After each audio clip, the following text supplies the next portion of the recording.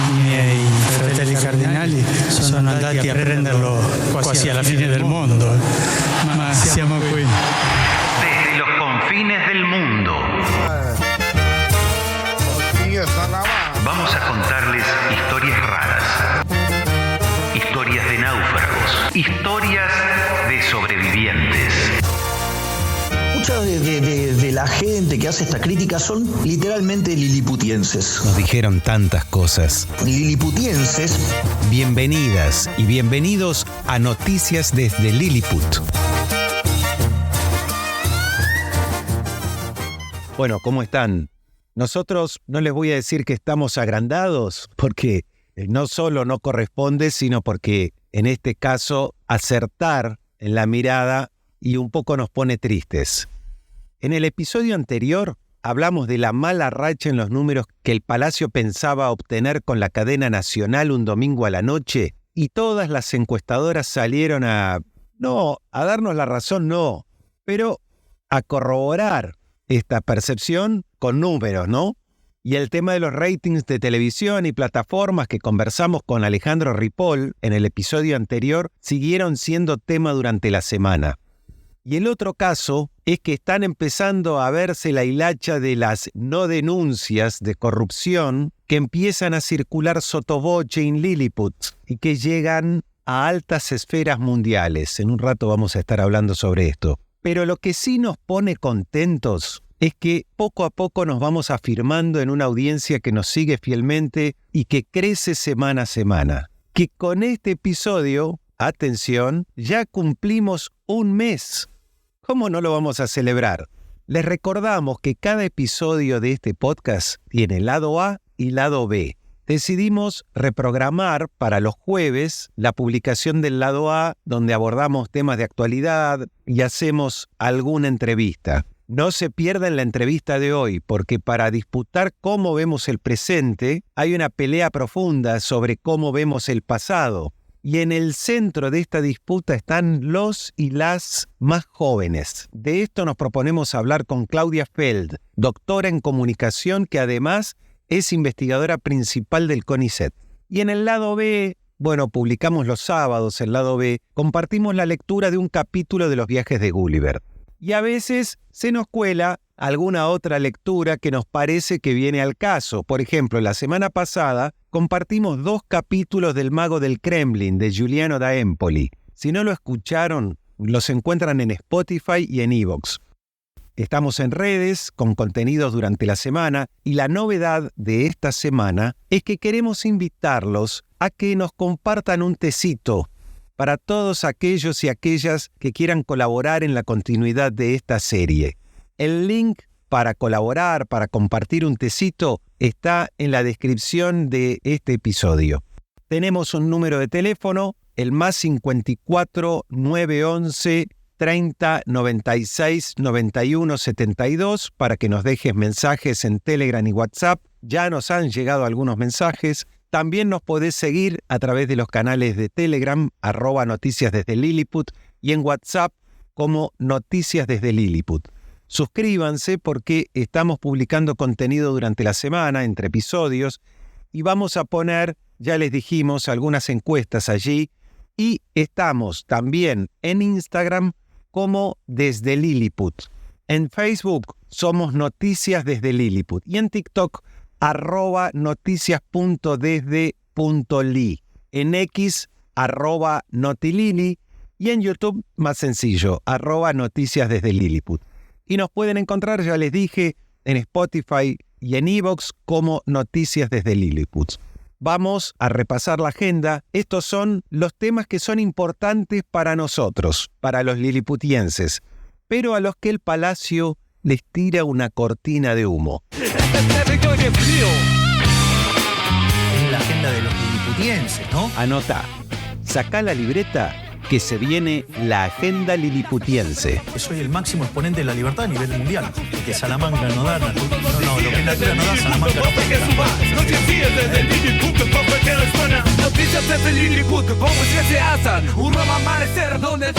Es mucha información, es largo. El gobierno reglamentó la reforma laboral se publicó en el Boletín Oficial las medidas que forman parte de la Ley Bases y que son el resultado del acuerdo con empresarios y sindicalistas.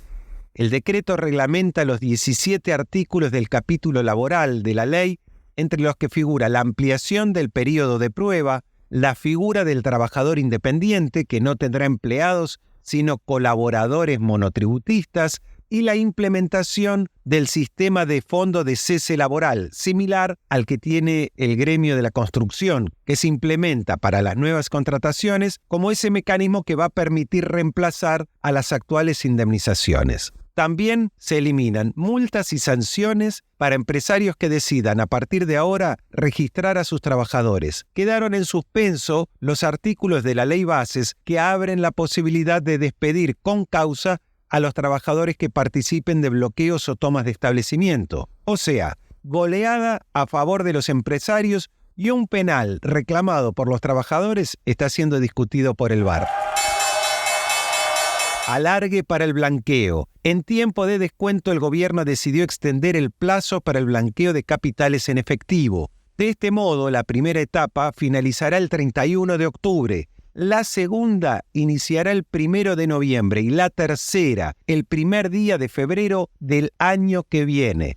Mientras algunos sostienen que la medida tiene lugar por los buenos resultados obtenidos hasta el momento, según la información que proporciona el Banco Central de Lilliput, los depósitos en dólares subieron cerca de 5.000 millones y el total de depósitos en el sector financiero totaliza cerca de 24.000 millones de dólares. Si se comparan las cifras, el blanqueo del gobierno de Macri sumó 5 veces más que este blanqueo, 118.000 millones de dólares. Técnicamente estos dólares que vienen del blanqueo no se suman como reservas netas, sino brutas. Quiere decir que no son consideradas bajo el cálculo que requiere el Fondo Monetario Internacional. Otro decreto para tomar más deuda con menos restricciones.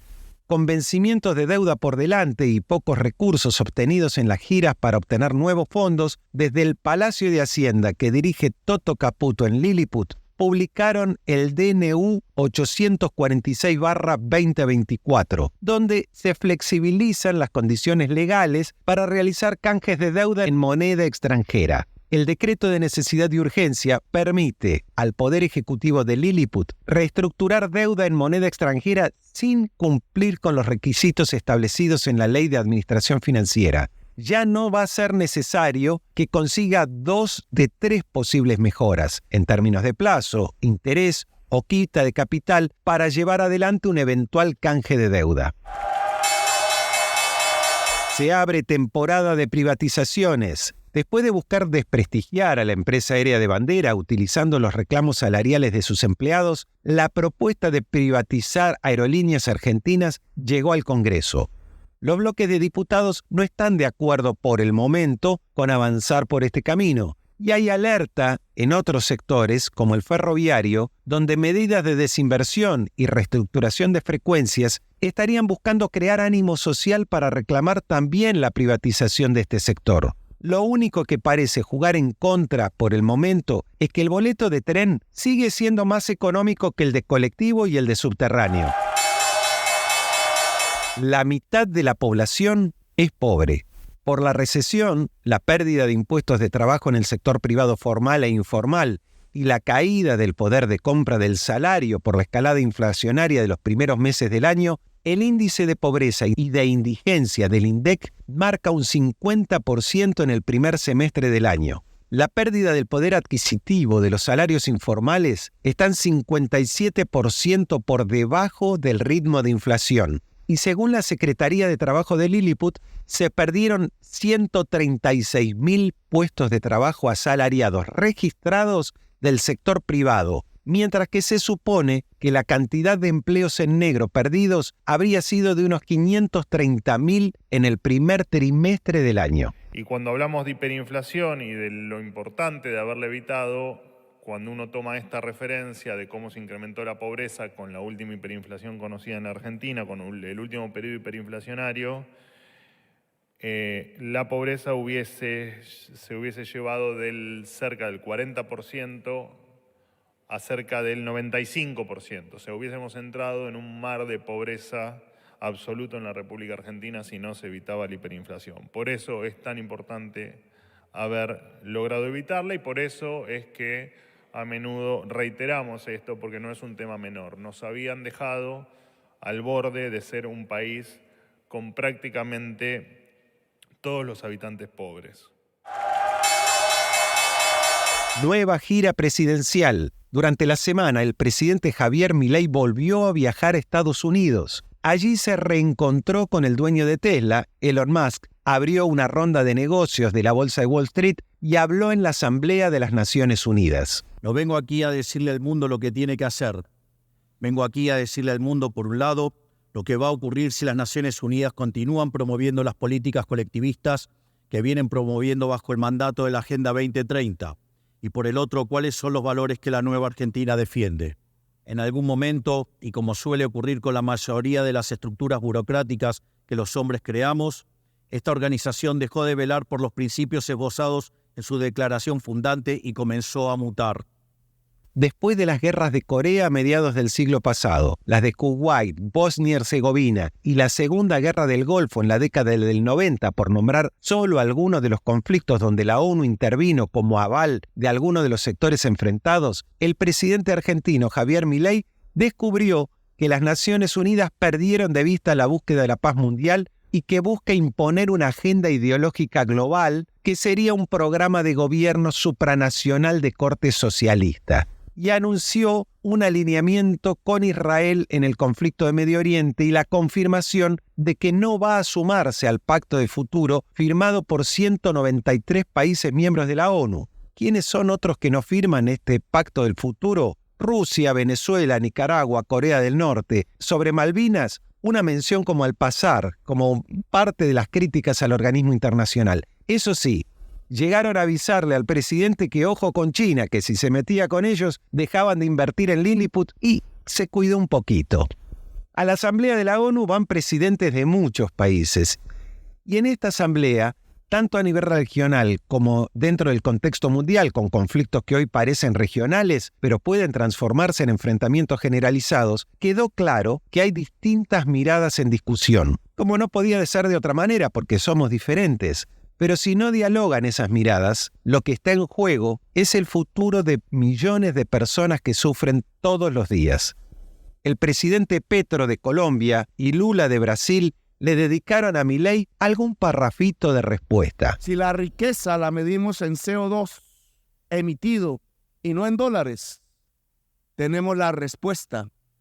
El 1% más rico de la humanidad es responsable de la crisis climática que avanza y se opone a acabar el mundo del petróleo y del carbón, porque es su propia fuente de riqueza. Los políticos, incluidos los presidentes de los países más poderosos de la tierra, simplemente les obedecen. Ellos pagan las campañas. Ellos son los dueños de los medios de comunicación. Ellos son los que ocultan la verdad de la ciencia, como en la película No mires arriba. Ellos son los que dicen qué se piensa, qué se dice y qué debe ser prohibido y silenciado.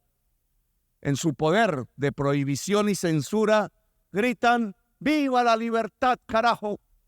Pero es solo la libertad del 1% más rico de la población mundial. No mundo globalizado, não faz sentido recorrer a falsos patriotas e isolacionistas.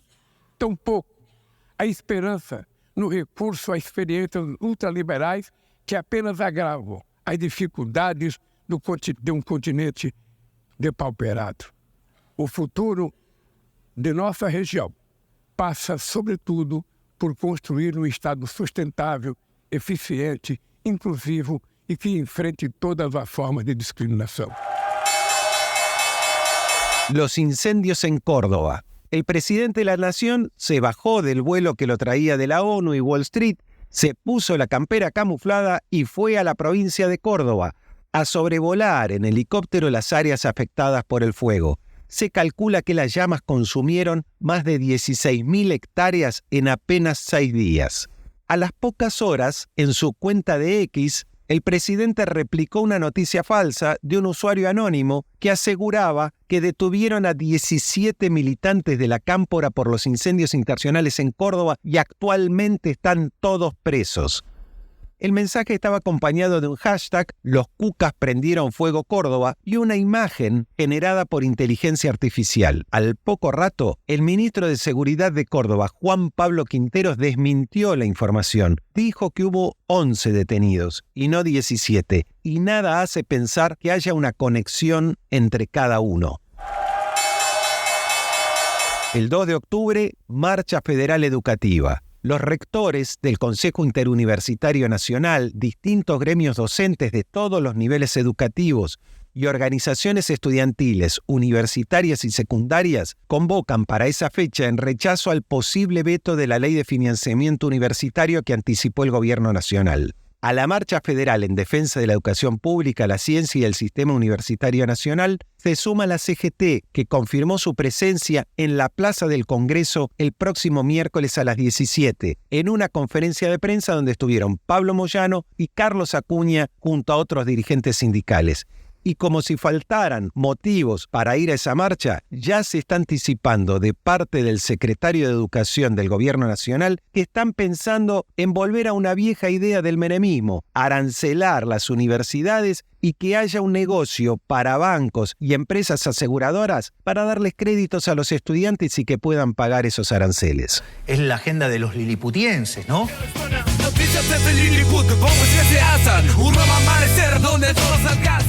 Ahora vamos a encontrarnos con la entrevistada de hoy. Esta semana nos encontramos con una nota en el diario Página 12, en la cual investigadoras, historiadores, sociólogos y docentes reflexionan sobre las dificultades para evocar la historia reciente. El título de la nota es La memoria política cada vez más corta. Y me pareció un muy buen disparador como para reflexionar sobre situaciones que a muchos docentes se le presentan como cotidianas. Por ejemplo, ¿quién fue Jorge Julio López? Honora Cortiñas. La pregunta sobre cómo contar los hechos clave de los últimos años viene dando vueltas desde hace un tiempo en la cabeza de varios docentes. Claudia Feld es doctora en Ciencias de la Comunicación, investigadora principal del CONICET, integra el Núcleo de Estudios sobre Memoria y escribió junto a Marina Franco un libro que se llama ESMA, Represión y Poder en el Centro Clandestino de Detención más emblemático de la última dictadura. Este libro acaba de imprimirse en el Fondo de Cultura Económica y Claudia Feld está con nosotros en este episodio de Noticias desde Lilliput, y como para empezar a meternos en tema, queríamos preguntarte, Claudia, sobre la tarea que desarrollás con el equipo del que formás parte, que vienen trabajando hace tiempo esta vinculación, ¿no?, entre espacios, historias, narrativas sobre estas historias y proyectos de poder, hablando de la ESMA y como centro clandestino de detención. Hola, sí, mucho gusto y muchas gracias por llamarme. Nosotros trabajamos en el Núcleo de Estudios sobre Memoria, que funciona en el IDES. El IDES es el Instituto de Desarrollo Económico y Social, que funciona en la ciudad de Buenos Aires. Y el Núcleo Memoria es un espacio que armamos con otras y otros investigadores, docentes, gente interesada en estudiar, en investigar sobre las memorias sociales. Es un grupo que tiene más de 20 años de existencia. Se formó a principios del 2002. Y con todas estas personas y gente que está iniciando sus investigaciones, que está iniciando sus doctorados, nuestra preocupación es investigar cómo funciona la memoria en nuestra sociedad, qué actores, qué circuitos, qué narrativas son las que se usan para transmitir el pasado entre una generación y otra. Y hemos trabajado específicamente, ¿no?, con la cuestión de los espacios, con la cuestión de los distintos soportes de la memoria, pasando también por los museos, las imágenes, el cine y los nuevos medios de comunicación, evidentemente también. Uno siempre asocia la memoria a una cuestión individual. Tengo o no tengo memoria, me falló la memoria, pero vos hablás de una memoria social.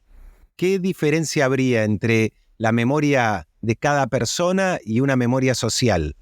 Bueno, hace ya casi 100 años, en los años 30 del siglo pasado, un sociólogo francés que se llamó Maurice Holbach descubrió, investigó y trabajó la idea de que existe una memoria colectiva, que la memoria no es solo un proceso psicológico, que el proceso psicológico del recuerdo, de recordar solamente lo que yo viví, sino que los grupos humanos también recuerdan. ¿Y cómo lo hacen? Justamente compartiendo sus memorias, compartiendo hacia otros distintos, contemporáneos, pero también hacia otros que vienen después, hacia los jóvenes. Entonces, la idea de que hay una memoria colectiva, o incluso más contemporáneamente, lo que decimos es que hay muchas memorias colectivas, no solo una, permitió iniciar toda una serie de investigaciones, indagaciones desde la sociología, para entender que la memoria también es un proceso social, que para poder entender qué está sucediendo hoy, necesitamos saber muchas de las cosas que sucedieron en el pasado, pero las cosas que sucedieron en el pasado no son una única y verdad revelada, sino que justamente hay un proceso por el cual se le otorgan sentidos al pasado, ¿sí?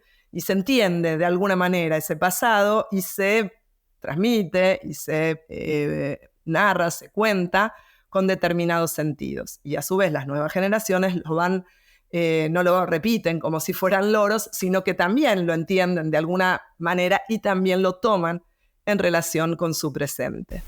Y trabajar en lugares como la ESMA, recuperar los hechos, recuperar esos lugares, las historias que ocurrieron en estos espacios, es importantísimo. A mí, digamos, me parece además un tema de absoluta actualidad, porque se está volviendo a dar una disputa en torno a esto. Pareciera que hay que silenciar y ocultar, cerrar la ESMA, ¿no?, como espacio de memoria, negar la historia, y ya que aparecieron ahora ideas de desandar el camino que llevó a que los genocidas estén presos. Ahora, esto es parte de un programa político que ganó las elecciones. Quiero decir, hubo gente que votó esto. ¿Por qué pensás que en este tema de la memoria social se llegó a este punto cuando parecía que había cosas que ya no estaban en discusión?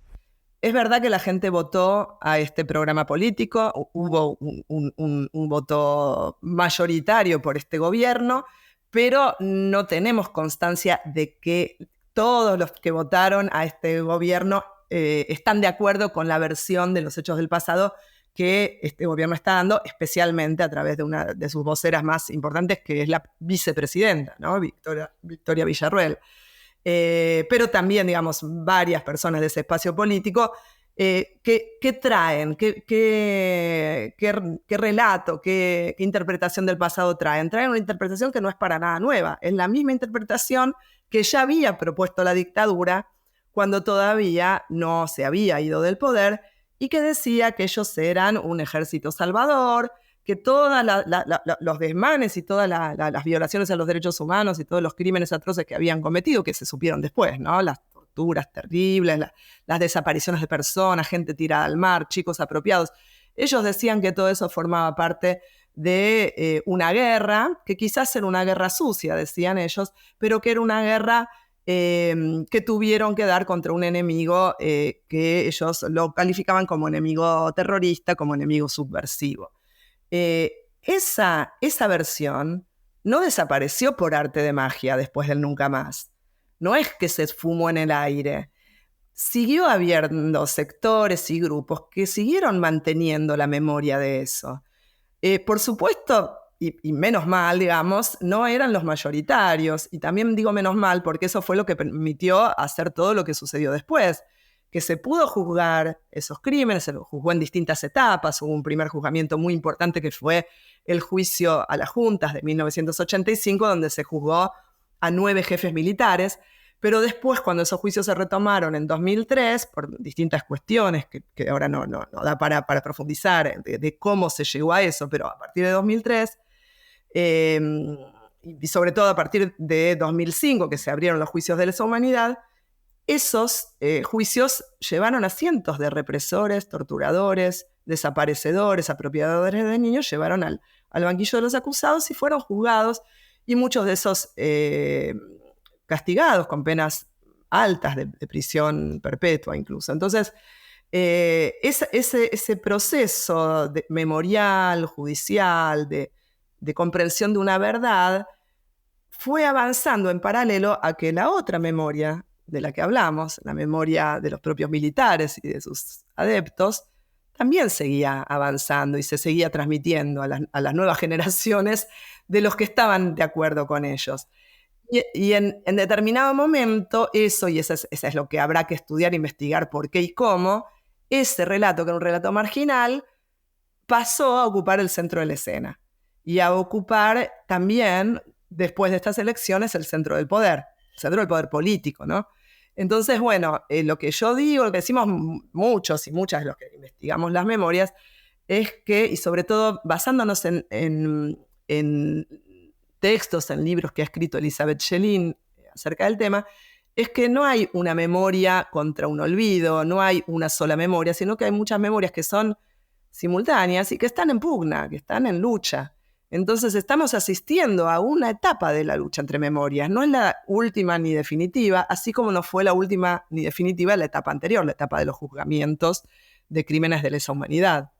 Yo asociaba el título de la nota de página 12, hablando de una memoria política corta, que aparece asignada a sectores juveniles, pero en realidad no, digamos, porque tenemos legisladores y legisladoras que dicen que no conocen el nunca más, ¿no? O sea, no habría que, yo por lo menos no lo asignaría a tal o cual edad, pero ¿cuáles podrían ser hoy, para determinado sector de edad, las estrategias para poder conservar, para poder recuperar una historia que hace unos años se decía, bueno, demos vuelta a la página, ahora podríamos decir, hagamos swipe, ¿no? O sea, pasemos de pantallita y hablamos de otra cosa. Una dinámica que además parece que se aplica para múltiples cuestiones, ¿no? O sea, hoy hablamos de la corrupción, mañana hablamos del discurso en la ONU, pasado hablamos de...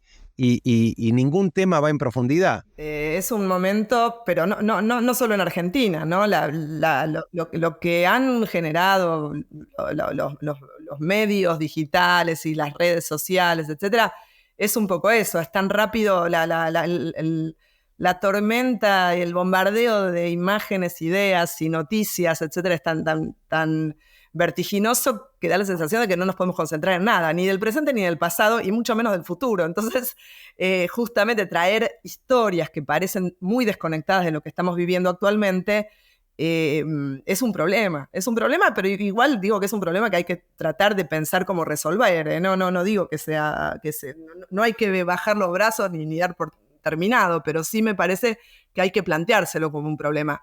Y yo lo que creo es que la etapa anterior fue una etapa muy importante en la que se intentaron toda una serie de medios de transmisión, desde hacer el feriado nacional 24 de marzo, un montón de trabajo desde las escuelas, la apertura de lugares de memoria, que son lugares donde se hace, no son museos solamente, hay centros culturales, lugares de encuentro de jubilados, esos lugares que fueron anteriormente centros clandestinos de detención, se utilizan hoy con un montón de funcionalidades sociales importantísimas. Entonces, lo que yo diría es que en principio no demos por sentado que nadie se acuerda, ¿no? Como que me parece que justamente el hecho de que hubo un grupo de diputados que fue a visitar a los genocidas a la cárcel y se sacaron una foto y se sentían totalmente... que nadie les iba a decir nada, o sea, totalmente inimputable de que podían ir y hacer eso. Y sin embargo tuvo un costo político eso, que probablemente uno quisiera que el costo político fuera mayor, que los echaran del partido, que los echaran de la Cámara de Diputados, no sé, quisiéramos otra cosa, pero sin embargo tuvieron que pagar un costo político, no fue gratuito, eso es más, se les rompió el bloque, o sea, tuvieron problemas, o sea, eso quiere decir que no hay borrón y cuenta nueva. La historia se sigue recordando. ¿Quiénes la recuerdan? Bueno, la recuerdan una parte de la sociedad, no la recuerdan todos. Pero no hay ningún recuerdo que sea total para todo el mundo. Siempre va a haber relatos plurales, memorias en disputa, distintas interpretaciones. Eso forma parte de los procesos memoriales, no es una falla, forma parte. Y la pregunta que vos hiciste es la pregunta del millón. ¿Y ahora qué hacemos? ¿Sí? Esa es la pregunta del millón. ¿Qué paso damos ahora? ¿Qué sería la estrategia para poder enfrentar esta nueva manera de considerar el pasado? Y bueno, yo creo que es algo, yo no tengo la respuesta, voy aclarando que no la tengo, pero me parece que una pista sería ir pensando de qué maneras hacemos que los jóvenes y las jóvenes de hoy, que tienen un montón de preocupaciones sobre el presente y sobre el futuro, puedan entender que esa memoria se vincula con este presente y con el futuro. Y voy a decir una sola cosita y ya sobre esto, porque digo, no me explayo porque realmente no tengo la respuesta, pero lo que sí me parece que hay que tener en cuenta es que las y los desaparecidos fueron jóvenes, algunos muy, muy jóvenes. Y si uno pudiera entender y hacerles entender a ellos de qué manera ellos desde ese momento militante, en la mayoría de los casos, pero no siempre, pero todas esas personas tan jóvenes tuvieron sus vidas truncadas, incluso sus familias despedazadas por la dictadura y por la represión, y quizás eso ayudaría a que vuelva a conmover esa historia que parece muy lejana, pero que sin embargo está a la vuelta de la esquina. Pensaba cuando te escuchaba y en esta idea de que hay múltiples memorias que están en pugna, también la necesidad de que esas memorias, no porque sean equiparables, pero la realidad tiene múltiples aspectos. Bueno, las memorias responden a esos múltiples aspectos de la realidad y habrá que ir transitándolos para encontrar por dónde, ¿no? Porque me acordaba de una anécdota, los que tenemos algunos años más, en mi caso, quizá podamos aportar en el diálogo, en una construcción colectiva, algunas ideas. Hubo otro momento en la Argentina, en los 90, donde también se impuso otro discurso privatizador, ramal que para, ramal que cierra, y ese discurso parecía triunfante, ¿no? Durante un largo periodo, 4, 5, 6 años, digamos, para los que estábamos viviéndolo, nos parecía una noche muy larga, si bien había algunos destellos, ¿no? Pero hay un momento en el que empiezan las puebladas, Santiago del Estero, Jujuy, después en el sur, y yo estaba en una clase con un gran intelectual argentino en la carrera de Ciencias de la Comunicación, con Aníbal Ford, y me acuerdo que en la clase hablábamos con él sobre los caminos profundos de la memoria popular, que de alguna manera va pasando de generación en generación, aunque parezca que no. Y justo en ese momento había habido una huelga metalúrgica muy grande en Tierra del Fuego y habían reaparecido, no se veían hasta ese momento, dos ingredientes que parecían desterrados de la historia. Uno eran los piquetes. Bueno, ahora parece que quieren volver con una ley antipiquete, ¿no? Comando unificado, no sé qué. Y la otra eran las bombas Molotov que hacían los metalúrgicos de Tierra del Fuego. Los que no sepan qué son, que lo googleen. Pero reaparecieron. Alguien o alguienes no se habían olvidado. Entonces, ¿cómo vos ves este fenómeno hoy? Donde siguen habiendo sectores que dan batalla, cada uno, bueno, como puede, a su manera, y donde pantallas y redes a veces parecen que desarmaran esa mesa familiar donde se podía conversar sobre las historias de padres, de abuelos. ¿Pasa por ahí, por recuperar esos espacios? Los espacios familiares que han sido los espacios tradicionales de la mesa familiar y todo eso puede ser que sí, que se estén perdiendo, que haya una mayor fragmentación dentro de las familias, pero las redes de sociabilidad y los diálogos entre pares o entre distintas generaciones siguen existiendo de otra manera, con otros contenidos, con otros tiempos, con más velocidad, lo que sea, pero siguen existiendo. La cuestión de los ríos subterráneos, eso es interesantísimo. Me acuerdo de Ford, un gran profesor también, que yo también lo tuve en comunicación. ¿Qué nos dice esa cuestión? Es una idea que también ha desarrollado otro sociólogo francés, que él habla de memorias subterráneas. O sea, usa esta metáfora como si fuera los ríos subterráneos que en algún momento emergen. Y Y lo que dice es que estas memorias se siguen transmitiendo por circuitos que son poco visibles públicamente. O sea que parece que determinada cuestión se hubiera olvidado, ya nadie más se acuerda de esto, y de pronto en algún momento, porque hay una coyuntura política que así lo exige o lo plantea o lo permite, porque hay algún tipo de ventana de oportunidad entre quienes ya venían propugnando esas ideas, o porque hay, como en el caso de las puebladas, ¿no? Hay situaciones críticas desde el punto de vista social, y entonces eso se transforma en gente que sale a la calle. Cualquiera de estas razones lleva a que esos relatos que han sido transmitidos por otras vías, ya sea familiares, ya sea en grupos pequeños, ya sea entre amigos, bueno, lo que sea, puedan en algún momento emerger. Y emergen como un relato nuevo, como si fuera algo, uy, nadie sabía, nadie se acordaba de esto y de pronto aparecieron las bombas Molotov, no sé, digo. Entonces me parece que es interesante acá tener en cuenta dos cosas. Una, las memorias pueden pervivir mucho tiempo sin que nos demos cuenta. ¿Sí? Esta idea de memorias cortas que aparece de pronto en la nota de página 12, bueno, hay que ponerlo un poquito en cuestión. No podemos saber, justamente las memorias subterráneas pueden verse cuando emergen. Mientras tanto, no podemos saber, al menos no lo podemos... no podemos tener certeza de que estén o que no estén, ¿sí? Podemos tener algunos amigos que nos dicen cosas y decir, bueno, ¿de dónde lo sacaste? ¿De dónde lo leíste? ¿O quién te lo dijo? Pero las memorias subterráneas, cuando emergen, recién ahí se pueden ver. Eso es una de las cosas que son importantes. Y la otra, que las memorias de nuestros adversarios también pueden ser memorias subterráneas, como es en este caso, ¿sí?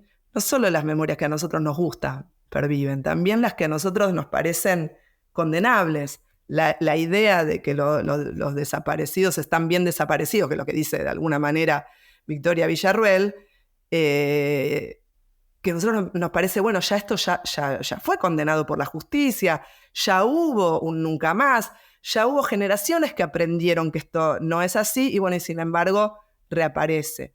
Entonces, me parece que está bueno entender en este momento que hay que seguir dando la disputa memorial y que hay que ver qué canales públicos o subterráneos se abren para la transmisión y seguir tras esos canales.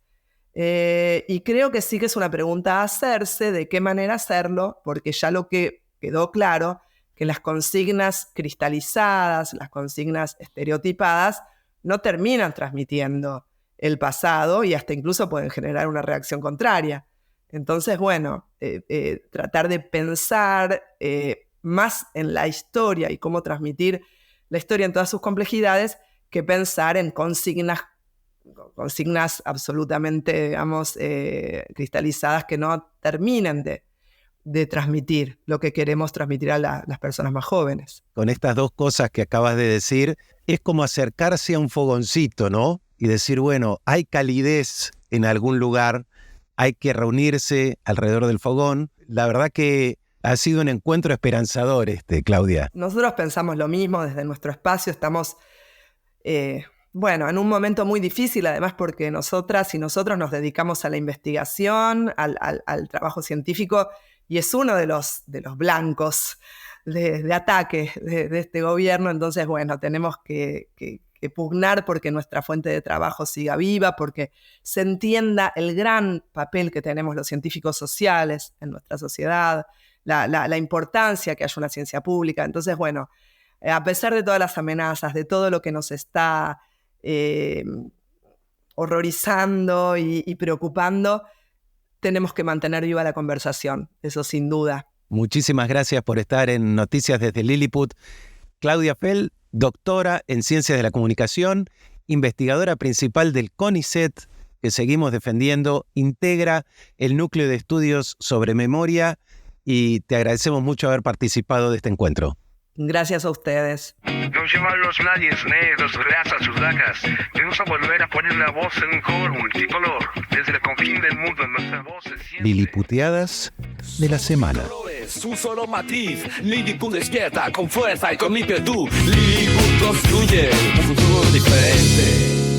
Si nos atenemos a la definición estricta de liliputeada, Esta semana hay un montón de sucesos que describen, iluminan la realidad de esta tierra que queremos, pero que a menudo nos duele. Son muchas, pero a nosotros no nos gusta dejar temas colgando. Y el viernes de la semana pasada hubo una reunión muy importante fuera de Lilliput, con un líder mundial.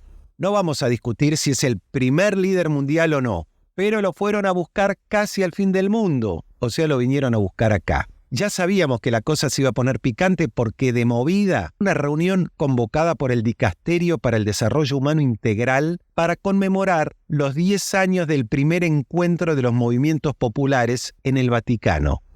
Mientras estaba en uso de la palabra, Alejandro Gramajo, que es líder de la Unión de Trabajadores de la Economía Popular, ingresó en la sala Francisco, el Papa, y dejó para la concurrencia 2 frases que tuvieron enorme repercusión. Mi abuela nos repetía siempre, estén atentos, que el diablo entra por los bolsillos. Que el diablo entra por los bolsillos, siempre. Que una coima aquí, que una cosa allá, que un gisteno por los bolsillos. Les contaba un emprendedor internacional que estaba haciendo en Argentina inversiones de extensión de eso que ellos llevaban adelante, que trabajan muy bien y hay un buen acuerdo, que fue presentar al ministro el nuevo plan de nuevas extensiones. Y el ministro atendió muy bien y le dijo, déjemelo. Y ya lo van a llamar. Al día siguiente lo llamó el secretario del ministro y le dijo, mire, usted dentro de 2 días puede pasar. Así ya le entregamos el permiso y todo. Él pasó, le entregó todo el papel y la firma, y cuando él se estaba por levantar le dice, ¿y para nosotros cuánto? ¿Sí? ¿Y para nosotros cuánto? La coima, el diablo entra por el bolsillo, no se olvide. Claro, la anécdota del Papa Francisco se inscribe en una serie de hechos que reflejaron distintos medios y que reseñamos en el episodio de la semana pasada de Noticias desde Lilliput. La política online ya había informado sobre una reunión en donde se habían presentado supuestos emisarios del gobierno, habrían pedido un retorno a empresarios pesqueros que se encontraban negociando la renovación de la cuota de pesca de merluza en el mar argentino. Y a este hecho se sumó días después la renuncia del interventor de yacimientos carboníferos Río Turbio, Thierry Decout, después de que trascendiera que un amigo suyo le pidió coimas a empresarios israelíes para cerrar un negocio con la empresa. Los eslabones aparecen difusos, pero hay sospechas, según el mismo medio, la política online, de circuitos poco transparentes para el reparto de pauta publicitaria a través de consultoras privadas que cobrarían una comisión de entre el 13 y el 17,5% del monto pautado con, por ejemplo, Aerolíneas Argentinas, YPF, Banco Nación.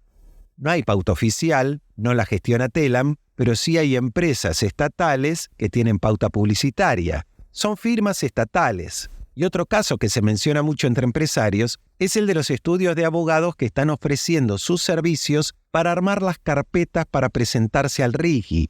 Serían los mismos que redactaron la ley bases y la prestación de estos servicios se facturaría con el 1% o el 3% de la inversión total de los proyectos que arrancan en $200 millones, pero que pueden llegar a mucho más, Los eslabones, uno tras otro, llegaron hasta el Vaticano. Y para completarla, el otro de los hechos salientes de la semana pasada mereció también la reflexión del Papa. Los hechos de represión en la Plaza Congreso en la ciudad de Buenos Aires, donde una niña de 10 años fue gaseada por la policía junto a su madre y otros manifestantes jubilados universitarios. Estos hechos fueron parte de una operación de prensa que quedó al desnudo al día siguiente, pero el Papa fue al centro de la cuestión. El silencio frente a la justicia, frente a la injusticia, abre paso a la división social. Y la división social abre paso a la violencia verbal. Y la violencia verbal a la violencia física. Y la violencia física a la guerra de todos contra todos. me hicieron ver una represión, un filmado de una represión, no sé, una semana o menos quizás.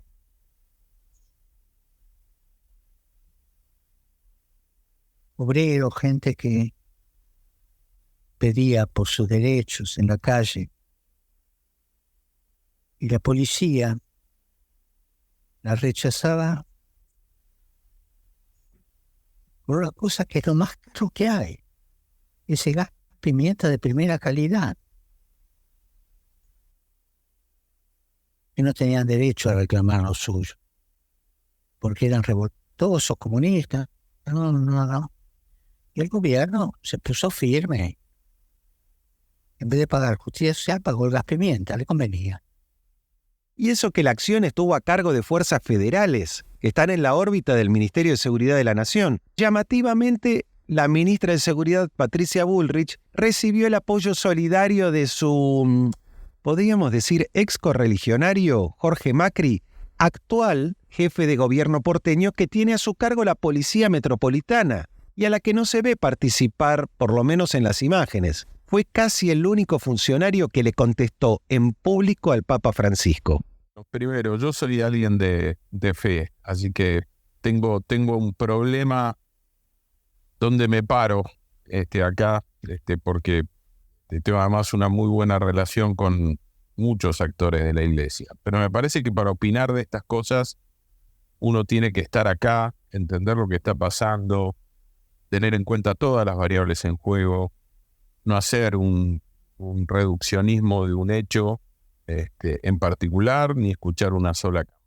Llamativo, ¿no? Encima con ese argumento tan flojito, que como no estás acá no podés opinar. El que prefirió mandar la pelota fuera sobre los dos temas, corrupción y represión, fue el vocero presidencial, Manuel Adorni, que ahora cobra como ministro sin ministerio y a quien están midiendo, atenti, en capital y provincia de Lilliput para ver dónde lo candidatean. Cuando él, por ejemplo, denuncia esto de el pedido de coimas que se hace a un inversor extranjero aparte, ¿el gobierno por ahí puede activar algún mecanismo de investigación? Pregunto. Bueno, entiendo que si la justicia así lo considera, sí lo hará, pero la verdad es que no sé de dónde viene no sé de dónde viene el comentario. Pero bueno, claramente si hay un hecho que haya que investigar, se va a investigar, por supuesto.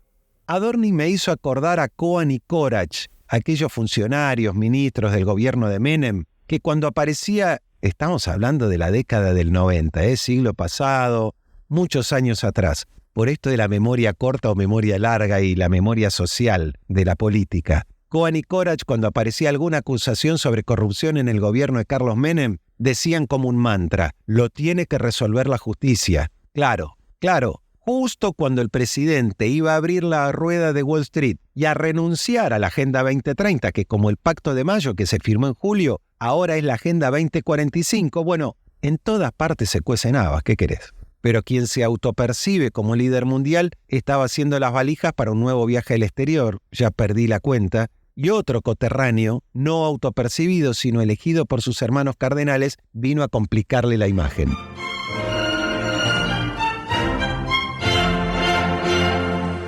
Liliputeadas. ¡La puta! ¡Que vale la pena estar vivo!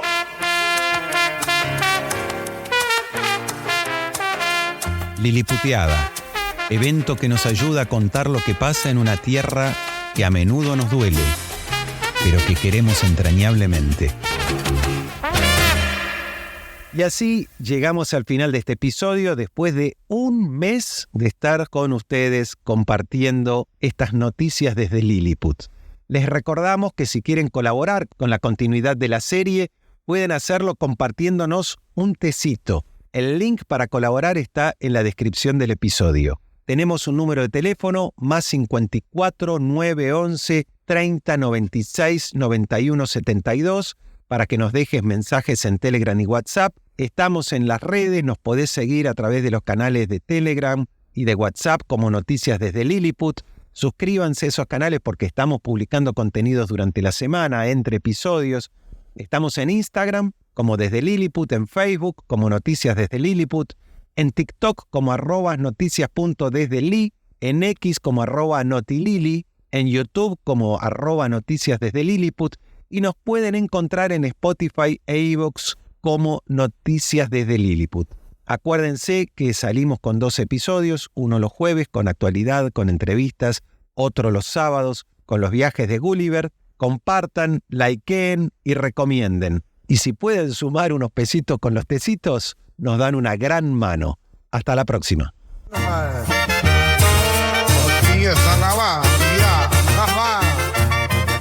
Noticias desde Lilliput. Un podcast en el que quienes no aceptan los matices no se sienten del todo cómodos.